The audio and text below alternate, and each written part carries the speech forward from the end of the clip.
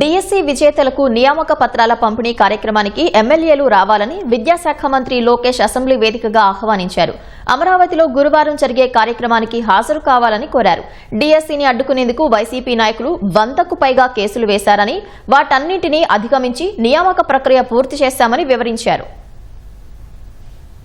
2025లో notification చేశాం, exams నిర్వహించాం, certificate verification చేశాం. ఉపాధ్యాయులందరికీ letters, appointment letters మనం అందజేయబోతున్నాం. అధ్యక్ష, కూటమి ప్రభుత్వాన్ని తొలి విజయం ఇది. వైకాపా నాయకులు 100 కేసులు వేశారు అధ్యక్ష. దీన్ని ఎట్టి పరిస్థితుల్లో డిఎస్సి ఆపాలి, జరగకూడదు అపాయింట్మెంట్ అని వాళ్ళు కేసులు వేశారు అధ్యక్ష.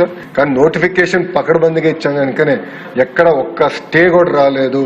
గౌరవ ముఖ్యమంత్రి, ఉప ముఖ్యమంత్రి గారి నాయకత్వంలో పెద్ద ఈవెంట్ ఒకటి నిర్వహిస్తాం. సుమారుగా 16,000 మంది ఉపాధ్యాయులు, వాళ్ళ కుటుంబం నుంచి ఒకరు, అంటే 32,000 మందితో సచివాలయం పక్కనే అధ్యక్ష మెగా డిఎస్సి ఈ ఆఫర్ లెటర్స్ అనేది మేము అందజేస్తాం జరుగుతుంది అధ్యక్ష. దయచేసి ఈ కార్యక్రమాల్లో గౌరవ ఎమ్మెల్యేలందరూ పాల్గొనాలని సభాముఖంగా కోరుకుంటున్నాం. ప్రతిపక్ష పార్టీకి చెందిన గౌరవ సభ్యులు ఈ సభలో లేరు అధ్యక్ష. బట్ వాళ్ళకు కూడా జిఏడి ద్వారా, పులివెందుల ఎమ్మెల్యే గారు కూడా జిఏడి ద్వారా ఆహ్వానం పంపిస్తాం జరిగింది అధ్యక్ష.